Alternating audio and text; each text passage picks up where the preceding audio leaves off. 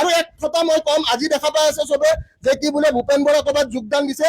এটা কথাই মই ক'বলৈ বিচাৰিম, জুবিন দাই কৈ যোৱাৰ দৰে বোলে পলিটিক্স নকৰিবা বন্ধু, আৰু মন্ত্ৰী MLA চব পাপৰহে মাত্ৰ, দেখিবলৈ খাদ্য আচলতে শব্দ, পৰিৱৰ্তন শব্দটো শুনিবলৈ ভাল ঘেণ্টাডাল। যদি কলিৰ যুগত জুবিন গাৰ্গ শ্ৰী ৰাম হয়, তেনেহ'লে হিমন্ত বিশ্ব শৰ্মাই এই কথাষাৰ মনত ৰখা উচিত যে ময়ো ভিক্টৰ দাস হনুমানে হয় জুবিন গাৰ্গৰ ভক্ত। আৰু চবতকে ডাঙৰ কথা যে মই জুবিন গাৰ্গৰ কাৰণে আজি ভিক্টৰ দাস কাৰাবদ্ধ হৈ আছে, NSA খাই আছে।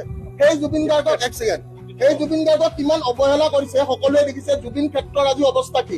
আজি যদি কৰবাত এখন মিটিং হয়, মিটিঙত টয়লেট থাকে, কিন্তু জুবিন ক্ষেত্ৰত আজি টয়লেটৰ কোনো ব্যৱস্থা নাই।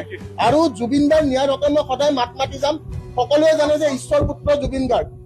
এটা ইম্পৰ্টেণ্ট কথা মই ক'বলৈ বিচাৰিম, যদি কলিৰ যুগত জুবিন গাৰ্গ শ্ৰী ৰাম হয়, তেনেহ'লে হিমন্ত বিশ্ব শৰ্মাই এই কথাষাৰ মনত ৰখা উচিত যে ময়ো ভিক্টৰ দাস হনুমানে হয় জুবিন গাৰ্গৰ ভক্ত।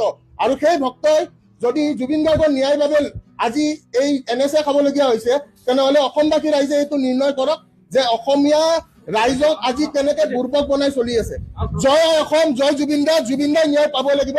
আৰু এক কথা মই কম, আজি দেখা পাই আছে চবে যে কি বোলে ভূপেন বৰাই ক'ৰবাত যোগদান দিছে।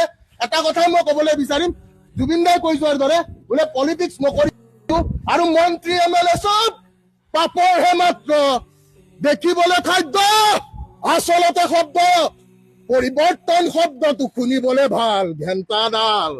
পলিটিক্স নকৰিবা বন্ধু।